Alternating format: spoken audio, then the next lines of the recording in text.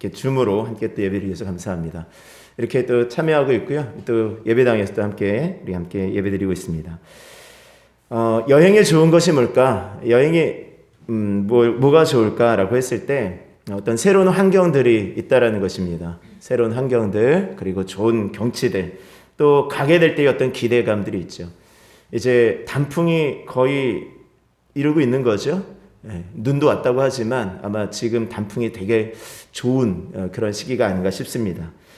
어떤 것을 생각할 때 뭔가 기대가 되고 또 좋은 그런 곳이 있습니다. 야, 가면 참 좋겠다, 이런 곳이 있는가 하면, 어느 장소를 생각할 때 생각만 해도 뭔가 옛날에 아픈 기억들이 떠오르고 아팠던 추억들이 떠올라서 다시는 가고 싶지 않은 그런 곳들이 좀 있습니다. 남자들 같은 경우는 대부분 군대가 그렇죠. 군대에 있었던 것, 그곳만 생각하면 뭔가 정말 군대에서 힘들게 군 생활했던 분들은 뭐 그쪽을 향해서 소변도 안 는다고 이렇게 얘기하지 않습니까? 굉장히 좀 아픈 거죠. 근데 오늘 말씀에 보면은 예수님께서 그 아픈 곳을 향하여서 가기 싫은 어떤 것, 주변의 제자들이 다 만류하는 곳을 향하여 가고자 하는 모습을 좀 볼 수 있습니다. 오늘 11장의 말씀에 보면은 우리에게 익숙한 세 이름들이 나옵니다. 마리아, 마르다, 그리고 나사로, 이렇게 나옵니다. 성경이 잘못 나온 거 아닙니까? 이들이 다 남매라고 했는데 왜 나사로는 성이 틀리죠? 이렇게 하시면 또 안 되죠. 마르다, 마리아, 나사로 아닙니까? 이렇게 하면 또 안 됩니다.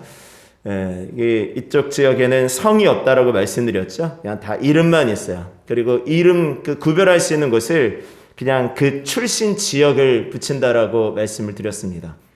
막달라인 마리아, 예수님도 나사렛 예수, 이렇게 예수라는 이름이 정말 흔한 이름이었는데 나사렛의 예수, 그래서 예수님을 특정해서 말씀하고 있는 거고, 아리마대 사람 요셉, 다 그렇습니다. 그 어느 지역 사람 누구, 이렇게 얘기를 하는 것입니다. 오늘 마리아, 마르다, 나사로, 이 사람들, 이 세 남매에게 있었던 어떤 슬픔, 그러나 그 속에 예수님께서 함께 하심으로 하나님의 기적을 체험하게 되어지는 복된 가정의 이야기가 나오는 것입니다. 마태복음 26장 6절의 말씀에 보면은 예수께서 베다니 나병 환자 시몬의 집에 계실 때에 라고 말씀해요. 그러니까 그때에 마리아가 와서 예수님 앞에 향유를 붓는 장면을 봐서 아마도 어떤 분들은 이 시몬과, 나병 환자였던 이 시몬과 마르다가 어떠한 그 관계가 아니었을까, 남편이었던가 아니면 아버지가 아니었을까, 이런 어떤 추측을 하기도 합니다. 어쨌든 오늘 이 세 명, 마리아는 예수님의 발 앞에 향유를 부었던 여인이었고, 마르다는 우리 누가복음 10장에 말씀에 보면은 예수님께서 오신다라는 소식을 듣고 아주 분주하게 부엌일을 했던 그런 여인이 바로 마르다였습니다. 그러니까 보기에는 어떤 외형적인 어떤 모습은 다를지라도, 주님을 섬기는 어떤 모습은 달라도 주님을 사랑하는 마음은 똑같았던 그러한 남매들이었습니다. 그리고 예수님도 특별히 그 남매들을 사랑했다라고 말씀합니다. 11장 5절에 말씀하죠. 예수께서 본래 마르다와 그 동생 나사로를 사랑하시더니, 다 사랑하셨다라는 거예요. 다 사랑하셨어요. 마르다, 마리아, 그 동생 나사로까지 다 사랑하셨다라는 것입니다. 근데 이처럼 주님을 사랑하고 주님의 사랑을 받는 그런 귀한 가정에, 정말 그 사랑의 가정에 큰 시련이 찾아왔습니다. 나사로가 병이 든 것입니다. 그러니까 노이들이 재빨리 예수님 앞에 전가를 보내서 예수님께 우리 나사로가, 우리 오라비가 병이 들었다고 좀 알려줘라, 이야기를 하는 것입니다.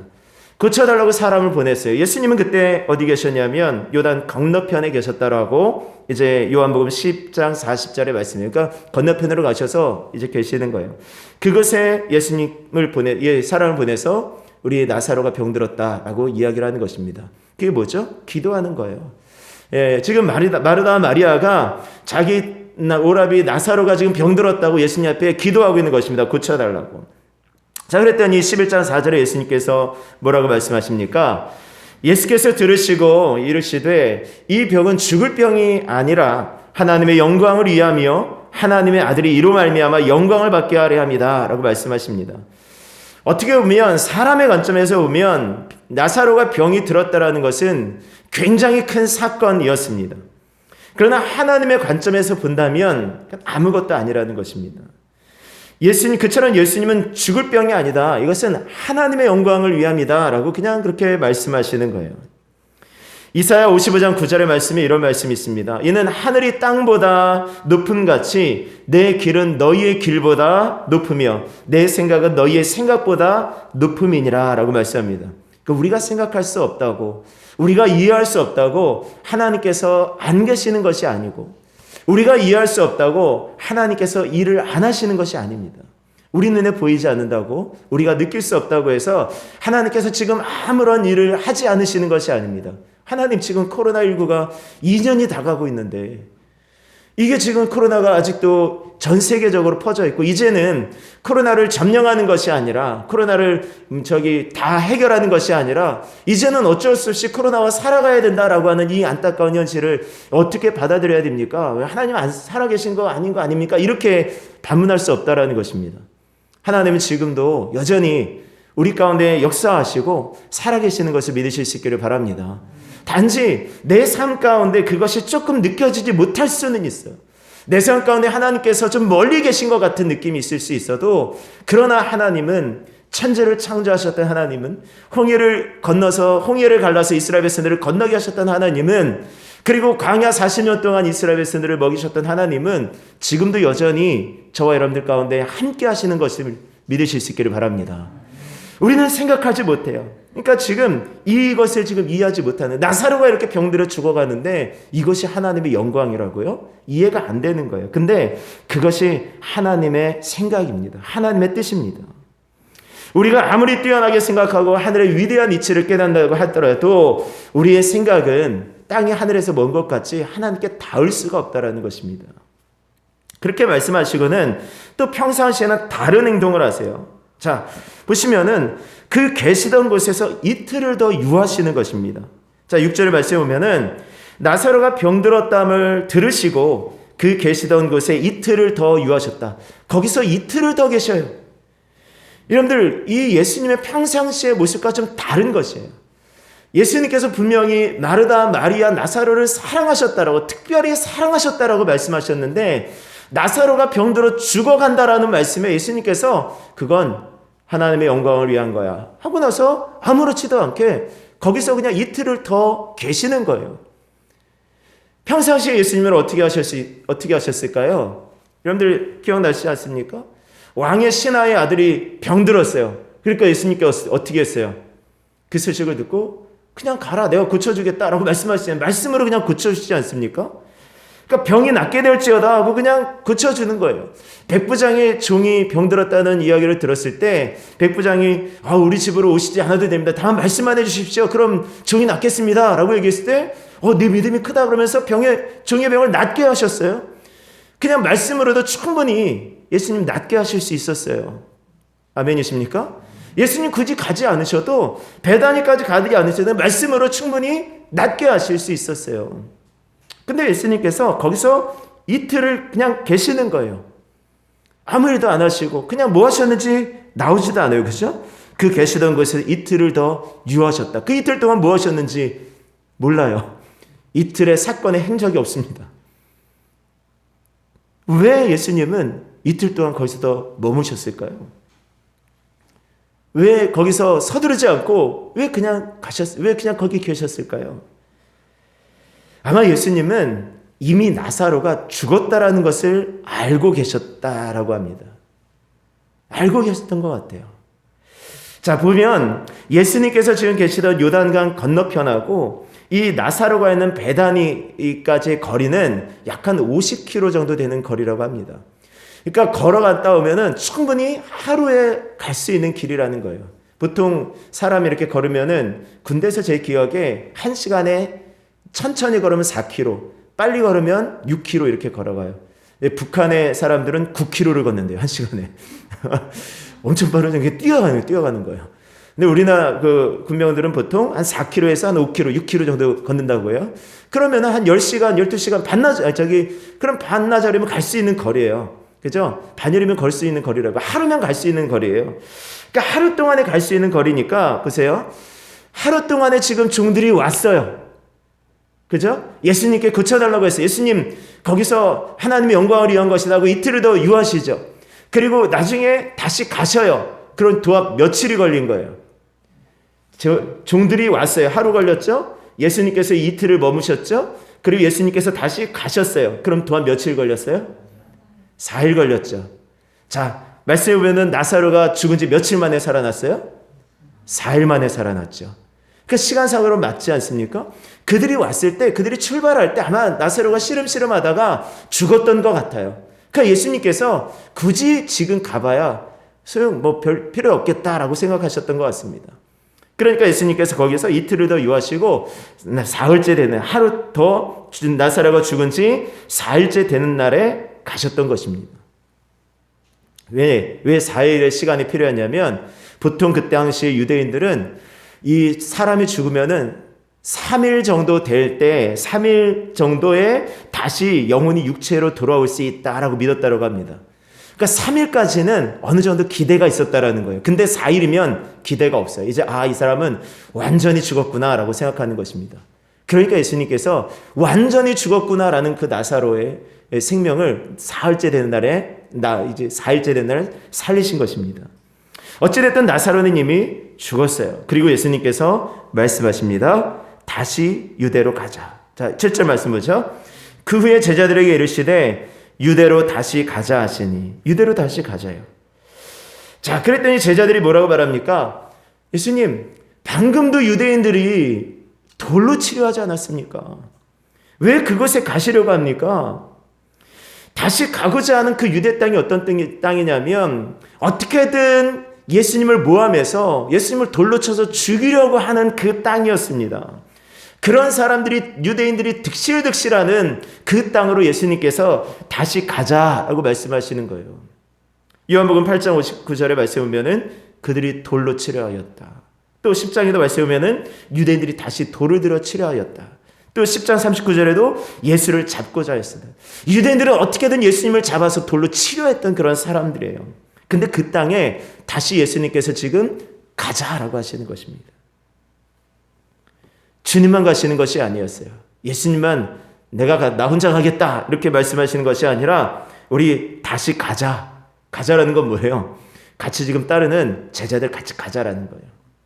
결국 이 제자들이 어떻게 됩니까? 16절에 말씀하면은 디두모라고도 하는 도마가 다른 제자들에게 말하되 그래 우리도 주와 함께 죽으러 가자라고 하는 거예요. 우리도 주와 함께 죽으러 가자.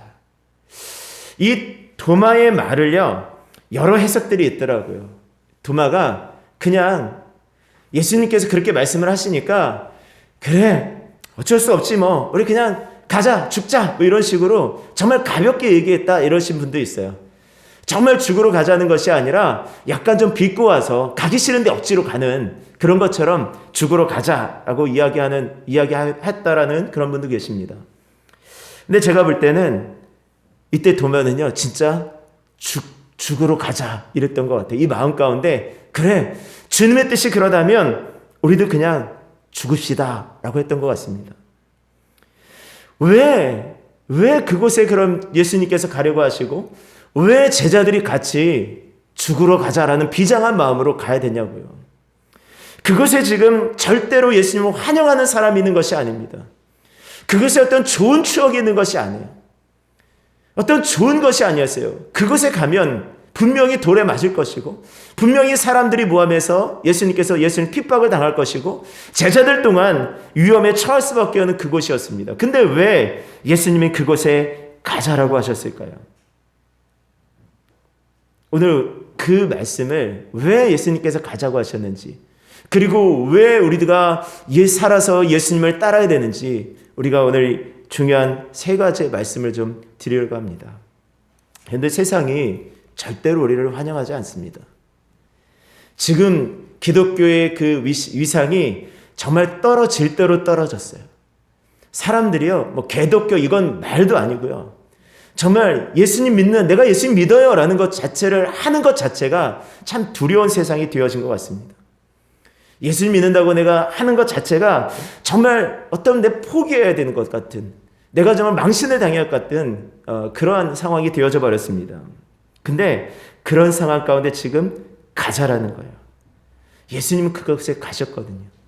유대인들이 돌로 치려 하였지만, 유대인들이 죽이려고 하였지만 예수님께서 지금 그곳에 가시는 것입니다.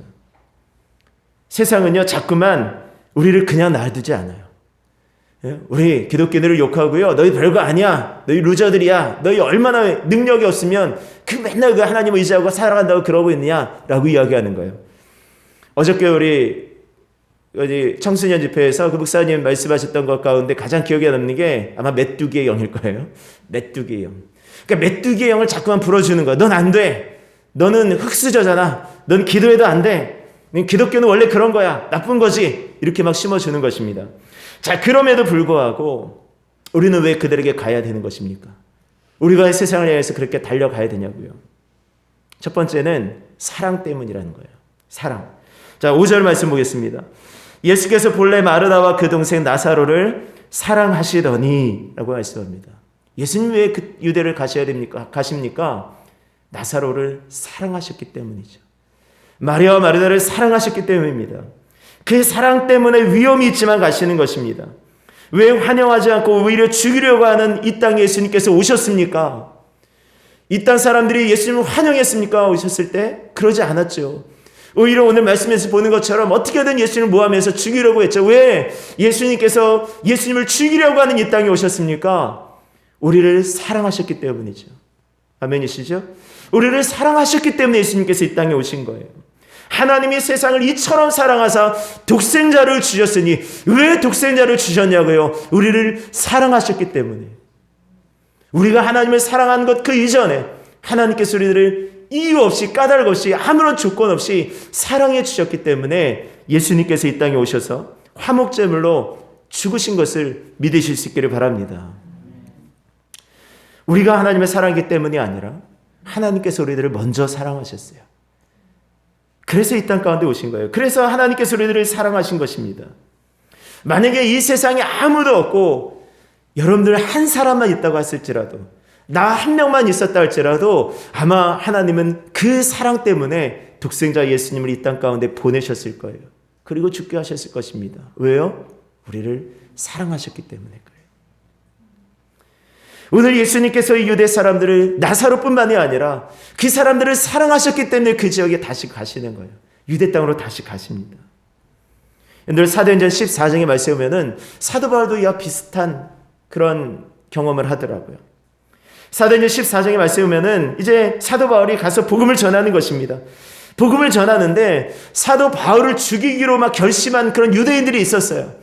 사도 바울이 가는 곳곳마다 따라와서 무리들을 선동해서 저 바울이 이상한 복음을 전하, 이상한 얘기를 한다, 이 거짓 것을 선포한다라고 막 그렇게 모함하던 사람들이 있습니다. 그래서 그 유대인들을 선동해가지고 이 사도 바울을 돌로 쳤어요.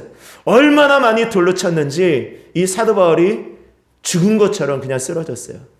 유대인들이 죽었네? 하고 그냥 내다 버렸다니까요.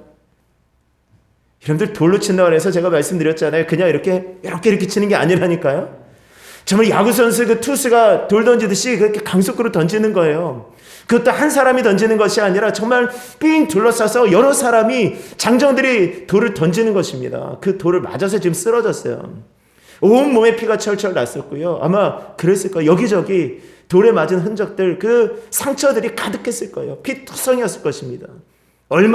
얼마나 많이 맞았는지 그냥 죽은 것처럼 쓰러져 있었어요. 유대인들이 죽었다고 버렸을 때 제자들이 가서 주위를 둘러싸서 이렇게 하려다 보니까 이 사도 바울이 깨어난 거예요. 자, 깨어났으면 어떻게 될까요? 내가 이렇게 힘들다, 나 피 철철하고 나 좀 치료 좀 받고 한 2주 동안 좀 쉬었다가, 병원에 쉬었다가 좀 가야 되겠다. 이것이 아니었다니까요. 성경 말씀에 보면은 그 몸을 이끌고 다시 그 성으로 들어가요. 다시 그 성으로 들어갑니다. 사도행전 14장 19절에서 20절 여러분들이 보세요. 다시 더베로 가서 그 이튿날 바나바 다시 들어가요. 그 성에 들어가는 거예요. 다시 들어가서 복음을 전하는 것입니다. 왜죠? 왜 그 성에 들어가요? 사랑 때문에요. 그 한 영은 한 영을 사랑하기 때문에 그 속에 들어가는 것입니다. 그 사도 바울은 고린도전서 13장에 그렇게 고백할 수 있는 거, 내가 사람의 방언과 천사의 말을 할지라도 사랑이 없으면 소리나는 구리와 울리는 꽹과리가 되고, 내가 예언하는 능력이 있어 모든 비밀과 지식을 알고 또 산을 옮길 만한 믿음이 있어도 사랑이 없으면 내가 아무것도 아니다. 내가 내게 있는 모든 것으로 구제하고 내 몸을 불사르게 내어줄지라도 사랑이 없으면 내게 아무 유익이 없다. 그 했던 모든 사역의 원동력이 무엇이라는 것입니까? 그 한 영혼에 대한 사랑이었다라는 것이에요.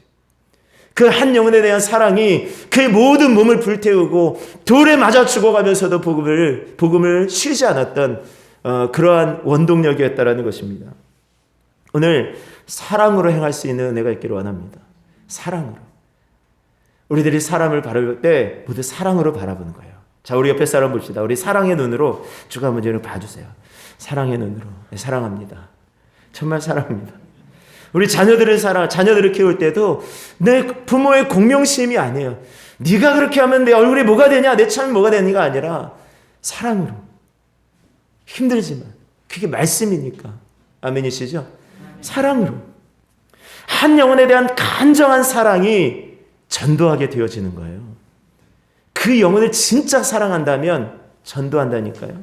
복음을 전한다니까요. 왜요? 죽어가는데, 이게 보이는데, 이의 끝이 보이는데 어떻게 가만히 있냐고요. 어떻게든 끌어당기려고 하겠죠. 그래서 미국의 빌 하이벨스라는 목사님이 책을 썼어요. 그 책 제목이 되게 감동적이더라고요. 사랑하면 전도합니다라는 책이었어요. 책의 내용은 제가 기억이 전혀 안 나요. 분명히 읽었는데 중요한 것은 사랑하면 전도한다. 그 제목이 너무 와닿았어요. 사랑 때문에 가는 것입니다.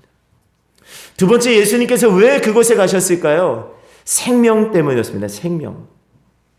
11절 말씀 보세요. 11절. 이 말씀을 하시네 또 이르시되 우리 친구 나사로가 잠들었도다. 그러나 내가 깨우러 가노라. 잠들었으니 깨우러 가노라. 이게 잠자는 영혼을 깨우는 것이 아닙니다. 14절의 말씀이니까 예수께서 밝히 말씀하시되 나사로가 죽었느니라 라고 말씀해요. 죽었으니까 어떻게 하신다는 거예요? 가서 지금 살리러 가시겠다라는 것입니다. 생명을 얻게 하게, 그 영혼에게 생명을 주러 지금 가신다라는 것입니다. 우리가 왜 이 땅 가운데 살아갈까요? 우리 교회의 사명이 무엇이겠습니까? 우리가 왜 사업장을 경영하고 있을까요? 우리가 왜 직장이나 학교에 다니고 있습니까? 여러 가지 모습이 있고, 물론 우리의 생활을 위해서, 우리가 어떤 먹고 살기 위해서 하는 것도 있지만 가장 궁극적인 목적은 생명이어야 합니다. 우리 교회가 왜 존재해야 되죠? 생명을 살리는 곳이 되어야 되니까요. 교회의 존재의 목적은요, 유지가 아니에요. 어떻게 하면 교회를 잘 유지할 수 있을까가 아니라 어떻게 하면 생명을 살릴 수 있을까가 교회의 존재의 목적이 되어야 됩니다. 우리 교회의 존재의 목적은 생명을 살리는 것이 되어야 돼요. 예수님은 병든 나사로를 그 병을 고치러 가시는 것이 아니었습니다. 예수님은 그들에게 위로를 주러 가시는 것이 아니었어요. 예수님은 그들의 사업장에 복을 주러 가신 것이 아니었습니다. 그 가정에 행복을 주러 가신 것도 아니었어요. 예수님은 나사로를 살리기 위해서 가셨대요. 살리기 위해서 가셨습니다. 궁극적으로 그 나사로의 생명을 위해서 가신 것입니다. 교회는 세상의 부와 명예를 추구하고 세상의 성공을 위해 살기 위한 도구가 아니어야 합니다. 교회는 힘든 세상에서 지친 사람들이 위로받는 곳만 되어서는 안 돼요. 교회는 좋은 인격을 만들고 세계를 이끌 위대한 리더를 키우는 곳이 되어서만은 안 됩니다. 교회는 가난한 사람들을 돕고 구제하는 일만 해서는 안 돼요. 교회는 생명을 살리는 곳이 되어야 되는 것입니다. 죽은 영혼이 살리는 곳이 교회가 되어져야 돼요. 며칠 전 제가 새벽에 기도하는 가운데 하나님께서 그런 마음을 주세요. 학교는 왜 존재하는 거니? 이 아이들 공부 가르쳐 주려고 하는 거죠. 병원은 왜 존재하는 거지? 병을 고쳐주기 위해서죠. 그렇다면 교회는 왜 존재해야 되는 거지? 생명을 살리려고요. 병원에서 병 고쳐주는 일 안 하고, 병원에서 여러분들 장학사 물론 그런 거 사회복지적 하죠. 근데 궁극적인 병원의 존재의 목적은 무엇입니까? 병든 사람 고치는 곳이에요. 근데 병원이, 의사 선생님이 병든 사람은 못 고쳐. 그냥 수술만 했다면 다 죽어. 그런데 막 가난한 사람 돕는다고 수술비 가지고 막 가난한 자들 도와요. 괜찮을까요? 병원이 병원의 기능을 못하는 거 아닙니까? 교회의 본질이 무엇일까요? 생명을 살리는 곳이 되어야 된다라는 것입니다. 기도하는 가운데 하나님, 생명을 살리는 곳이 교회가 되어져야 돼요. 그러면서 우리 아이들, 우리 청년들, 우리 학생들의 모습이 막 다 떠오르는 것이에요. 지금도 이제 나 앉아있는 우리 아이들뿐만이 아니라 나왔다가 나오지 않는 그런 아이들, 그런 청년들의 모습이 한 명 한 명 막 이 환영처럼 막 이렇게 눈앞에 스쳐 지나갑니다. 눈물이 막 나요. 하나님, 구원받았을까요? 하나님, 저 영혼이 살았을까요? 하나님, 그 영혼 지금 죽으면 천국 갈 수 있을까요? 막 눈물이 나는 거예요. 하나님 어떻게 할까요? 하나님 어떻게 할까요? 그 영혼 어떻게 하면 좋겠습니까? 하나님께서 제 마음 가운데 감동 하나를 주셨어요. 그들을 위한 예배를 드려라라는 거예요. 젊은이들한 예배를 드려. 학생 청년들 모여서 같이 예배를 드리고 말씀으로 다시 한번 세워가도록 해라라는 그런 마음을 저에게 주시더라고요. 지금 시간이 없어요. 저 혼자 하기 너무 벅찹니다. 어떻게 하면 좋을까요? 하나님께서 주일 오후 예배를 젊은이 예배로 드리라고 이런 마음을 저에게 주시는 것 같았어요. 오후 1시 반 예배를. 왜요? 우리 성도님들은, 우리 집사님들은요, 저는 너무 감사해요. 정말 이런 집사님들이 없어요. 세상에 이런 교회 집사님들이 없습니다. 제가 우리 가까운 목사님들하고 얘기하는 가운데 제가 새벽 기도에 이렇게 드리고 줌으로 예배를 드린다라고 얘기를 하면은 다들 놀래요. 근데 집사님들이 들어와요? 네, 다 들어오셔요. 저희 멀리서도 들어오시고요. 막 출근하면서도 들으시고 막 다 들으셔요. 목사님들이 감동을 받아요. 그러냐고. 새벽 기도를 드리고 싶어도 우리 교회 사이즈에 새벽 기도 드리는 교회가 없어요. 거의 없어요. 못 드려요. 드린다 그래도 성도들이 안 모이잖아요. 안 오시거든요. 근데 저희는 새벽 기도 한다고 하니까 우리 집사님들이 그냥 줌으로 드리시고 오셔서 드리시고 막 하시는 거예요. 그러니까 그 모습이 저도 힘이 나고 막 다시금 또 살아갈 수 있는 그러한 어떤 이유가 되어지는 거예요. 내가 목사로 이렇게 우리 교회에 정말 잘했구나. 하나님께서 우리 교회를 이렇게 세워가시는구나 라는 그런 마음에 제가 너무 감사한 거예요. 그러니까 우리 집사님들을 사실은 주일 오후 예배 안 드려도요, 하나님 떠나지 않아요. 아멘이시죠? 그렇죠? 주일 오후 예배 한 번 안 드리신다고 우리 집사님들이 하나님 떠나지는 않으실 거예요. 다 붙들고 있는 거예요. 새벽 예배 드리자고 다 오시는데 수요 기도회도 드리시고 주부로 다 드리시잖아요. 근데 우리 청소년들은, 우리 아이들은 드린다고 하더라도 줌으로 잘 못 들어가요. 그러니까 얘네들은 붙잡고 어떻게든 해야 되는 거예요. 붙잡고 얘네들의 언어를 가지고 어찌됐든 같이 모여서 묵작묵작 하면서 같이 찬양하고 기도하고 기도의 맛을 좀 알고 찬양하는 그 기쁨도 좀 알고 그러면서 그 속에서 신앙생활하는, 같이 믿음생활하는 그런 어떤 공동체도 좀 훈련을 받고 이래야지 얘네들이 점차점차 훈련되어져서 할 수 있겠다라는, 그리고 얘네들도 그래야 자기 친구들을 교회로 전도할 수 있겠다라는 그런 마음이 드는 거예요.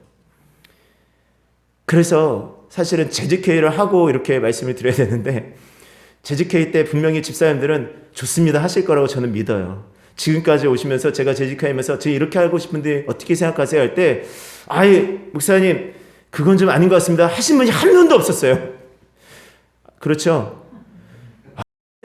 목사님 필요하시면 사세요 뭐 이러셨지, 막 반대 막 이렇게 하면서 하시는 분이 한 분도 없더라고요. 저는 그래서 지금도 분명히 우리 집사님들은 찬성하실 것이다 라는 마음으로, 그런 마음으로 지금 전하고 있는 것입니다. 그래서 아이들한테도 물어봤어요. 우리 진성이한테도 물어보고 우리 아이들한테도 물어보니까, 진성이한테도 우리 1시 반 예배 우리 너희들을 위해서 예배를 드리러 갔는데 너 어떻게 생각하니? 그랬더니 좋아요 이러더라고요. 좋다고. 그리고 아이들도 좋죠 이렇게 얘기를 하더라고요. 그래서 그렇게 하려고요. 아멘이시죠? 위드 코로나 되면은 당장 11월 달부터 점심 먹고 우리 같이 점심 먹을 수 있으면 같이 먹고요. 그리고 오후에 우리 아이들하고 같이 예배를 드리려고 합니다. 왜요? 생명 때문에요. 이렇게 돼서는 안 되겠다라는 마음 때문에요. 지금은 아이들이 어찌됐든 부모님이 다 교회를 다니시니까 그냥 협박하고 회의하고, 너 이렇게 가면 너 용돈 줄게 이렇게 해서 올 수 있어요. 근데 얘네들한테 정말 주님을 만난 기쁨이 없으면은 이게 언제 어떻게 될지 모르거든요. 그래서 조급한 마음에 바로 시작하려고 합니다. 하브르타 예배는 수요일로 옮기는 걸로. 괜찮으시겠죠?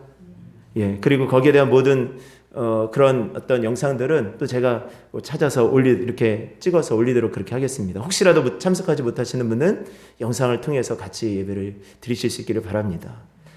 다 영상 보시더라고요. 어저께 그 유튜브 생방송 한다고, 우리 청소년 집회 한다고 영상 링크 올렸더니 우리 집사님들이 다 보고 은혜 받으셨다고 이렇게 막 피드백이 막 오더라고요.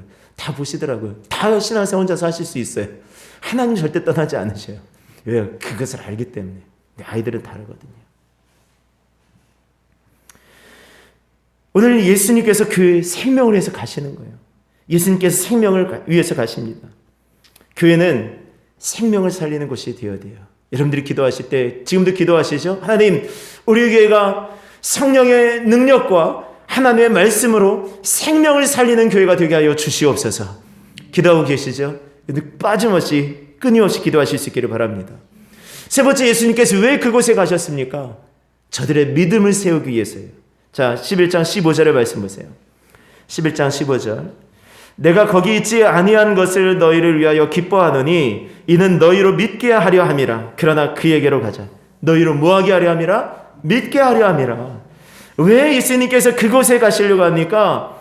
예수님께서 제자들로 믿게 하시려고. 예수님께서 왜 물론 포도주를 만드셨어요. 그 잔치에 기쁨을 얻게 해주시려고. 그것도 맞지만 그러나 그 뒤에 나오는 말씀이 뭐였어요? 이에 제자들이 예수를 믿더라라는 것 아니었습니까? 예수님의 모든 기적은, 예수의 모든 행하심은 제자들의 믿음을 세워가는 것이었습니다.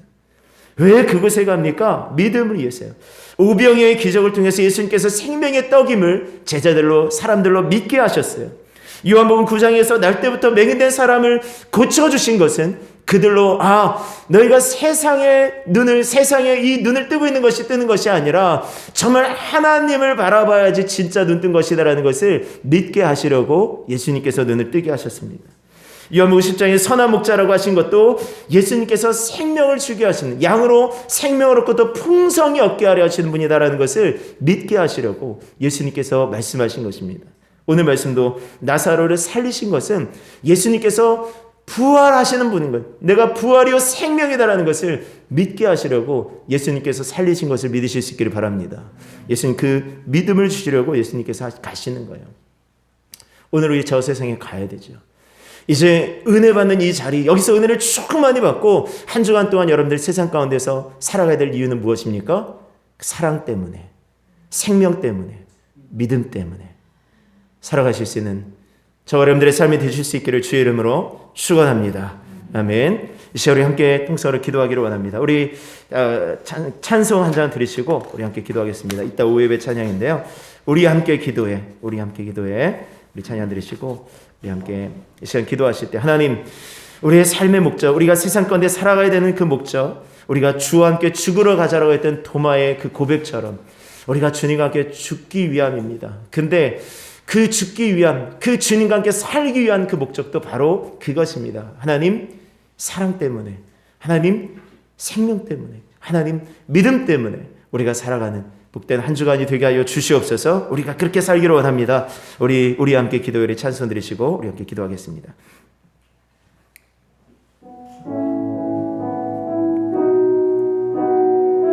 우리 함께 기도해 주 앞에 나와 우리 함께 기도해 주 앞에 나와 무릎 꿇고 긍휼 베푸시는 주 하늘을 향해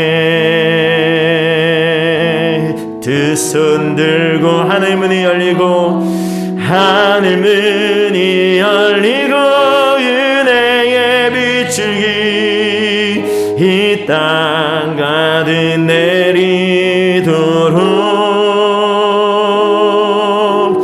마침내 주 오셔서 위에 빗줄기 우리 위에 부시도록 우리 함께 기도해 주 앞에 나와 우리 함께 기도해 주 앞에 나와